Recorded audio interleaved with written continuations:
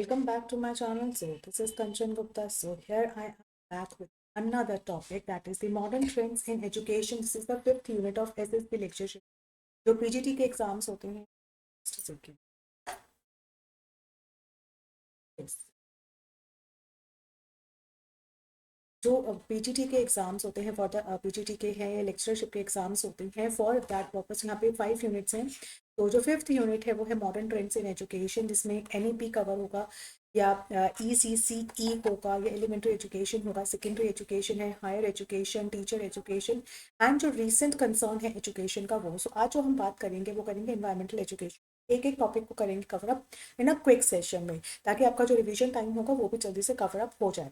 उससे पहले चलिए स्टार्ट करने से पहले थोड़ा सा हम लोग जो है इस एग्ज़ाम के बारे में देख लेते हैं। बेसिकली जो एसएसबी का जो लेक्चरशिप का एग्जाम है वो एक कॉम्पिटेटिव एग्जाम है, जो कि जो है स्टेट सिलेक्शन बोर्ड कराता है। एंड रिक्रूटमेंट जो लेक्चर्स होते हैं वो बहुत ही सारे सब्जेक्ट्स में होता है। बेसिकली 18 सब्जेक्ट्स इसके अंदर कवर अप होते हैं। सो कैंडिडेट्स जो है can refer the syllabus of the chosen subject, जो भी वो चूज करता है उसके अकॉर्डिंगली उसको कैंडिडेट को अपने सिलेबस को फॉलो करना है। एप्लीकेंट्स जो है मास्टर्स डिग्री होनी चाहिए रिस्पेक्टिव सब्जेक्ट में, एलिजिबल होना चाहिए पोजीशन के लिए एंड मिनिमम 55 एग्रीगेट मार्क्स में उसके मास्टर डिग्री के अंदर। सिलेक्शन जो प्रोसेस रहता है वो 3 फेज के अंदर होता है। फर्स्ट होता है career and the written test and the viva, and the before applying for the exam candidate should be familiar होना चाहिए उस एसएसबी और डीसी लेक्चर एलिजिबिलिटी क्राइटेरिया के अंदर, विच इंक्लूड्स एज रिस्ट्रिक्शंस हैं या कोई क्वालिफिकेशन है या डोमिसाइल रिक्वायरमेंट है। इन सब चीज़ों को देखकर उसको फिर जाके फॉर्म को फिल करना चाहिए। अगर हम करियर असेसमेंट की बात करते हैं या रिटन टेस्ट की बात करते हैं, तो करियर असेसमेंट होता है पोस्ट स्पेसिफाई होता है, जहाँ लेक्चर्स के लिए जो है मैक्सिमम 25, पीएचडी के लिए 25 एंड जो एमफिल भरा है जिन्होंने जेआरएफ के लिए नेट के लिए है उनके लिए 10। सो जो रिटन टेस्ट है वो भी सब्जेक्ट स्पेसिफिकेशन है, जैसे कि कंसर्न जो भी आपका सब्जेक्ट है उसके 100 मार्क्स के टोटल जो मार्क्स हैं वो होते हैं 150, जिसका ड्यूरेशन होता है 2 घंटे। तो इस तरीके से जो है जब भी आप पेपर को फिल करें ये सारी चीज़ों का बात का ध्यान रखें कि 3 फेज में होता है। सबसे पहले career assessment and then written test and then viva. ठीक है जी। चलो आते हैं आगे अपने मेन टॉपिक पे, that is the environmental education. ठीक है, इसका क्लासिकल डेफिनेशन देखते हैं। सबसे पहले हम देखेंगे आईयूसीएन के अंदर 1970 में ये जो डेफिनेशन है वो दी गई थी। उसके अकॉर्डिंगली जो एनवायरमेंट एजुकेशन है वो एक तरह का प्रोसेस है जो ये रिकॉग्नाइज करता है वैल्यू को, recognising the values and clarifying the concept को क्लैरिफाई करता है in order to develop the skills and attitude जो कि नेसेसरी है ये अंडरस्टैंड करने के लिए या अप्रिशिएट करने के लिए inter relatedness among man, culture या बायोफिजिकल सराउंडिंग्स में। तो दिस काइंड ऑफ जो एजुकेशन है एंटेल करती है प्रैक्टिसेस को, जो कि हम डिसीजन मेकिंग के दौरान लेते हैं या हम कोई सेल्फ जो है फॉर्मुलेशन कर रहे हैं of the code of behaviour, कि किस तरह का बिहेवियर जो है हमें एजुकेशन में अप्लाई करना चाहिए एनवायरमेंटल एजुकेशन में, कि एनवायरमेंट से रिलेटेड जो भी बिहेवियर है what should be applying there, किस तरह का होना चाहिए, हमें नेसेसरीली ये अंडरस्टैंड करना है। ठीक है, another definition is given by the UNESCO. उन्होंने कहा this is also a learning process, एक लर्निंग प्रोसेस है जो ये इंक्रीज करता है लोगों की अवेयरनेस को अबाउट द एजुकेशन, उससे जो रिलेटेड चैलेंजेस हैं, साथ ही साथ जो भी नेसेसरली हमें स्किल्स जो है रिक्वायर होती है या कोई एक्सपर्टीज होती है इन चैलेंजेस को एड्रेस करने में, या कोई ऐसा फॉस्टर दी एटीट्यूड की जो पॉजिटिव एटीट्यूड जिससे हम इन चैलेंजेस को बहुत इजीली जो है सॉल्व कर सके, मोटिवेट कर सके, कमिटमेंट्स दे सके। इस तरह से जो है एनवायरमेंटल एजुकेशन हमें तैयार करती है। So I hope this is both the definitions clear to you. Now moving on to the environmental education के और डिस्क्रिप्शन देखते हैं कि एक तरह का प्रोसेस है जो ये अलाउ करता है इंडिविजुअल्स को टू एक्सप्लोर एनवायरमेंटल इश्यूज को एक्सप्लोर करें कि कौन कौन से इश्यूज हैं जिसके अंदर प्रॉब्लम और कौन कौन से उनके प्रॉब्लम सॉल्विंग है, और उनके अकॉर्डिंगली हम उसको जो है इम्प्रूव करने के लिए, सिचुएशन को सॉर्टेड आउट करने के लिए कौन से एक्शंस हम ले सकते हैं, वो चीज़ें हम एनवायरमेंटल एजुकेशन में सीखते हैं। एज अ रिजल्ट अगर हम देखें जो इंडिविजुअल्स होते हैं डेवलप करते हैं डीपर अंडरस्टैंडिंग को of the environmental issues and have the skills to make informed and responsible decisions. फिर उसके बाद बात आती है what are the components including there. क्या क्या कंपोनेंट्स है? सबसे पहला जो कंपोनेंट्स आता है वो आता है अवेयरनेस का, सेंसिटिविटी का। We should be sensitive to the environment, कि अगर कोई भी एनवायरनमेंट में चैलेंजेस आते हैं तो वी शुड बी सेंसिटिव, हमें उससे फर्क पड़ना चाहिए, हमें उसके लिए अवेयर होना चाहिए। सेकेंडली आता है नॉलेज, हमें उस चीज़ के बारे में नॉलेज होना चाहिए। मान लीजिए कोई अर्थक्वेक है, कोई ऐसी जो है सिचुएशन आती है, तो वी शुड अवेयर कि उस टाइम पे सबसे पहले तो क्या करना चाहिए, उसके बाद पोस्ट जो है उसके बाद हमें क्या करना चाहिए आफ्टर अर्थक्वेक हैपेंड, तो हमें क्या क्या चाहिए। तो इस चीज़ की नॉलेज होना और उसको अंडरस्टैंड करना बहुत ज़रूरी है सारे चैलेंजेस को। फिर हमें एटीट्यूड, किस तरह का एटीट्यूड उस टाइम पे हमें रखना है। फिर आती है स्किल्स की, किस तरह की स्किल्स जो है एक पर्सन को रिक्वायर है जो उस तरह की सिचुएशन, उस तरह के चैलेंजेस को रिजॉल्व करने में हेल्प करे। फिफ्थ आता है participation in the activities, knowledge skill attitude के साथ साथ हमारे अंदर इतना करेज होना चाहिए कि हम उनकी एक्टिविटीज में पार्टिसिपेट कर सकें, right. Moving on to the characteristics, कि जब हम एनवायरनमेंट के रिलेटेड एजुकेशन को लेते हैं तो उसके कैरेक्टरिस्टिक्स क्या है। सबसे जो पहले आता है, एक तो ये लाइफ लॉन्ग प्रोसेस है, ठीक है जी, सीखते रहिए, इसका कोई अंत नहीं है। Interdisciplinary and holistic in nature है और उसकी एप्लीकेशन है कि आप इसको, अगर आप एनवायरनमेंट एजुकेशन सीखते हैं या समझते हैं या उसके चैलेंजेस को फेस करना सीखते हैं, तो ये एक इंटरडिसिप्लिन है, मतलब वहाँ की नॉलेज को आप कहीं और भी अप्लाई कर सकते हैं और उसका होलिस्टिक इन नेचर है। It is an approach to education as a whole and rather than a subject, एक सब्जेक्ट नहीं, ये एक अप्रोच है जिसको हम अप्लाई कर सकते हैं। ये एक इंटर रिलेशनशिप से कंसर्न करता है, प्लस एक इंटर कनेक्टेड है किसका, ह्यूमन का उसके नेचर के सिस्टम के साथ में। उसके बाद आता है कंसर्न करता है, एक तो एनवायरनमेंट को है एंटायरली इंक्लूड करता है, चाहे वो सोशल हो, चाहे वो पॉलिटिकल हो, चाहे वो इकोनॉमिक हो, चाहे वो टेक्नोलॉजिकल हो, मॉरल, एस्थेटिक या स्पिरिचुअल, ये सारी ही चीज़ें इसमें इंक्लूड हो जाती हैं। उसके बाद आता है इट एनकरेज करता है participation of the learning experiences के लिए, those whosoever wants experience in learning they can participate, encouragedly participate कर सकते हैं, actively responsible होते हैं। Plus it uses the broad range of teaching learning techniques, इसमें हम यूज़ कर सकते हैं, हैंड्स ऑन एक्सपीरियंस ले सकते हैं।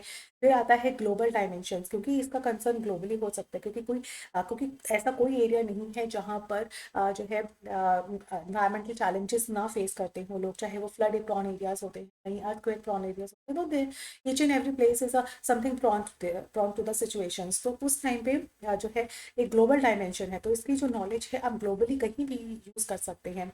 It should be enhanced and supported by the organisation and structures, काफ़ी सारी ऑर्गेनाइजेशन इंस्टीट्यूशंस हैं जिस तरह की जो पीड़ा उठाया है या उन्होंने रिस्पॉन्सिबिलिटी ली है जो है पॉपुलेशन को एजुकेट करने की, तो इस तरीके से हेल्प करता है। Now it encourage the development of sensitivity, awareness, understanding, critical thinking, problem solving.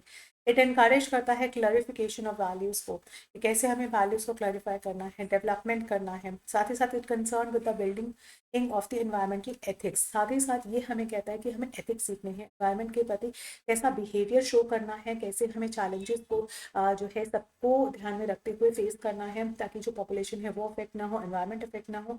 इस तरह की चीज़ें, हम सारी चीज़ें हम एनवायरमेंटल एजुकेशन में सीखते हैं। नाउ इट इंक्रीज करता है पब्लिक अवेयरनेस को, नॉलेज को, to teach individual critical thinking. ये हमारा एक क्रिटिकल थिंकिंग को डेवलप करता है, हम चीज़ें समझ पाते हैं जोग्राफिकली। फिर it enhance the individuals problem solving, ये एक प्रॉब्लम सॉल्विंग स्किल्स को जो है डेवलप करता है। Does not advocate a particular view point, ये किसी का एक पर्टिकुलर व्यू पॉइंट को जो नहीं करता है। इसके साथ में एडवांटेज, जैसे भी हमने कैरेक्टरिस्टिक्स पढ़े, कि हमारी जो मदर अर्थ है, हमें उसमें जो बच्चे हैं हमारे, इनकरेज करता है कि हम उनको कैसे ध्यान रखें अपनी मदर अर्थ का, उसके रहने वाले एनिमल्स का। It cultivates the critical thinking, हमारे बच्चों की जो स्कूल्स में ही क्रिटिकल थिंकिंग डेवलप हो जाती है, और ये प्रमोट करता है एक हेल्दी लाइफ जीने, प्लस एक बैलेंस को जो है रीस्टोर करने में हेल्प करता है। वहीं के वहीं जो कंस्ट्रेंट्स हैं, क्या कंस्ट्रेंट्स हैं, जब हम एनवायरमेंटल एजुकेशन है कि एक रिजिड स्पेसिफिकेशन होता है, लेकिन ये कोई ब्रॉड सेंस नहीं बन पाता है, लेकिन एक रिजिड सेंस होता है कि हर एक बंदा हर एक चीज़ के लिए स्पेसिफिक नहीं हो पाता है।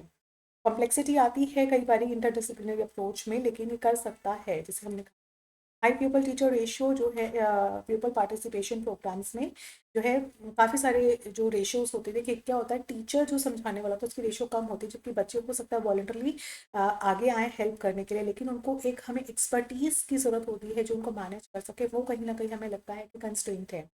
यूसीटी and the qualified train teacher, मैंने कहा ना, जैसे हमें तो हमारे पास ना ट्रेन टीचर्स की काफ़ी कमी है, जो एक्सपीरियंस्ड भी हो, स्किल्ड भी हो। Lack of proper resources in terms of equipment, supplementary जो है मटेरियल्स एंड रेफरेंस मटेरियल, साथ ही साथ जो है हमें रेसिस्टेंट करता है, tendency to resist the changes, ठीक है। ये जो चेंजेस लाने की जो टेंडेंसी है उसको कहीं ना कहीं रोक देता है, क्योंकि जब हम आने वाले जो चेंजेस हैं उनको रोक देते हैं तो कहीं ना कहीं वो अफेक्ट करता ही है। ना व्हाट आर द ऑब्जेक्टिव्स, क्या ऑब्जेक्टिव्स हैं जब हम एनवायरमेंटल एजुकेशन पढ़ाते हैं स्कूल्स में, तो एट द प्राइमरी लेवल पे क्या ऑब्जेक्टिव है, क्यों पढ़ाते हैं। सबसे पहले हमें बच्चों को जानना है, मतलब कि उनको अंडरस्टैंड कराना है ट्रू एस्पेक्ट्स को जो एनवायरमेंट में होते हैं। हमें बच्चों को ये समझाना है कि कैसे इंटरेक्शन करना है विद द मैमल्स, या ह्यूमन और उसके एनवायरनमेंट के बीच में क्या रिलेशनशिप है, तो वो हमें प्राइमरी लेवल से ही बच्चों को सिखाना होगा। जैसे उन्हें प्लांटिंग की एक्टिविटीज या उनको न्यू प्लांट्स ग्रो करने के लिए एक्टिविटी में दिया, तो उनके अंदर जो एक सेंसिटिविटी है वो इसी लेवल पे, प्राइमरी लेवल पे ही डेवलप होती है, जो अवेयरनेस है एनवायरनमेंट की। To build and develop the skills in thinking, acquiring, evaluating, and making the decisions concerning the human and world around them. It helps कि प्राइमरी में जब आप स्किल करते हैं, बच्चों को चीज़ों को सिखाना सीखते हैं, तो वो अपने और एनवायरनमेंट के पीछे जो रिलेशनशिप है ना, उसको बहुत अच्छे से रीजन आउट करने लगते हैं, रिस्पेक्ट करने लगते हैं। अगर उनके अंदर एक अच्छा एटीट्यूड तभी से इनकलकेट हो जाता है, तो वो प्रॉब्लम सॉल्विंग एक्टिविटीज़ में भी पार्टिसिपेट करने लगते हैं। दैट मीन्स अगर कोई और प्लान्स को हार्म पहुंचाता है, तो वहीं छोटा बच्चा जाके जो है उनको स्टॉप कर सकता है, because they understand the sensitivity, right. तो वो वही एज होती है जब हम उनको अंदर जो है प्लांट्स के लिए या इन्वायरमेंट के लिए अवेयर कर सकते हैं। उसके बाद अगर हम सेकेंडरी लेवल पे देखें, तो एनवायरमेंटल एजुकेशन जो है to be taught as an integrated science के तौर पे हम सेकेंडरी एजुकेशन में उसको पढ़ाते हैं, जिसके अंदर हम ये इम्फेसाइज करते हैं कि हम साइंस को, कि हमारे डेली लाइफ में साइंस कैसे यूज़ होती है, एनवायरमेंटल साइंस। फिर हम ये डेवलप करते हैं उनके अंदर एक scientific attitude at the secondary level. अब हम क्रिएट करते हैं environmental conduciveness to the greater reliance on the use of principles and practice of the science, की जो हम साइंस है उसका हम एनवायरमेंट में किस तरीके से अच्छे से यूज़ कर सकते हैं, चैलेंजेस को कैसे जो है सॉर्ट आउट कर सकते हैं, to acquaint the students with various natural. साथ ही साथ डेवलप करना आउटलुक को, न्यू आउटलुक डेवलप करना, बच्चे सेकेंडरी लेवल पे सीखते हैं कि हम किस तरीके से और बेहतर तरीके से एनवायरनमेंट में प्रोग्रेस कर सकते हैं। At the higher secondary level पे अगर हम बात करें, तो हम पॉपुलेशन के बारे में सीखते हैं, जहां हम पॉपुलेशन की ग्रोथ को कैसे कंट्रोल कर सकते हैं, जो अराइज हो रही है उसकी प्रॉब्लम को कैसे सॉर्टेड आउट कर सकते हैं, जो अनप्लान्ड पॉपुलेशन उसकी प्रॉब्लम्स को। फिर अगर हम लॉ की बात करें, तो हम लैंड का कैसे अच्छे से यूज़ कर सकते हैं, या लैंड के लिए रिक्लेमेशन कैसे कर सकते हैं, लैंड एंड सॉइल कंजर्वेशन कैसे कर सकते हैं। तो ये हम बच्चों को हायर सेकेंडरी लेवल पे सिखाते हैं इन्वायरमेंटल। साथ ही साथ रिसोर्स का हमें अच्छे से कैसे यूटिलाइज करना है, कंजर्व करके रखना है, रिसाइकलिंग करना है। फिर हम फूड से रिलेटेड हैं कि हम फूड का प्रोडक्शन कैसे अच्छे से कर सकते हैं, फूड का अडल्टरेशन कैसे, प्रिजर्वेशन है, स्टोरेज है, बैलेंस डाइट हम कैसे बना सकते हैं, हेल्दी फूड बच्चों को कैसे प्रोवाइड कर सकते हैं। फिर है कंजर्वेशन से रिलेटेड की कॉजेज क्या है, वाइल्ड लाइफ, प्लांट या और जो सॉइल वाटर है उनकी क्या कारण है, और जो अदर रिन्यूएबल रिसोर्सेज हैं उनकी ब्यूटी को कैसे हम इंटैक्ट कर सकते हैं। ये सारी चीज़ें हम हायर सेकेंडरी से ही सिखाना शुरू करते हैं, बिकॉज एनवायरमेंटल एजुकेशन के जो डिफरेंट डिफरेंट एस्पेक्ट्स हैं, इसी जो है लेवल पे बच्चे काफ़ी अच्छे से सीख पाते हैं। पॉपुलेशन को कैसे control, because these are the various aspects in the environmental education. एक एनवायरनमेंट के बारे में, पेड़ पौधों के बारे में नहीं, एनवायरनमेंट में पॉपुलेशन भी आती है, लॉ रिसोर्सेज भी आते हैं, फूड भी आता है, चीज़ें पॉपुलेशन है, हेल्थ हाइजीन कैसे रखना है, साथ ही साथ एथिक्स की हमें जो ह्यूमंस है उसका उसके नेचर से कैसे रिलेट करना है, कैसे रिलेशनशिप रखना है, क्वालिटी ऑफ लाइफ कैसे जीनी है, वो हम इस लेवल पे बच्चों को सिखाते हैं। So these are the various aspect जो हम primary, secondary and higher secondary इन तीनों लेवल्स पे हम जो है एजुकेशन प्रोवाइड करते हैं। So thank you so much guys, I hope आपको ये लेक्चर समझ में आया होगा। So this is all about the environment.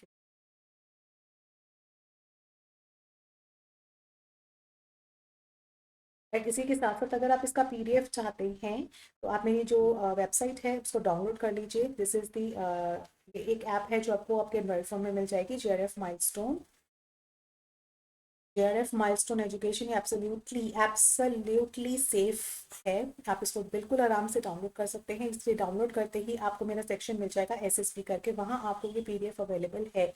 और ये भी पीडीएफ आपको जो है फ्री में अवेलेबल है जो है दिसंबर तक, तो आप इसको अवेल कर सकते हैं। So thank you so much guys, and don't forget to subscribe my channel अगर जिन्होंने अभी तक ससब्सक्राइब नहीं किया है, for more coming up video. So thank you so much guys, stay, bye bye.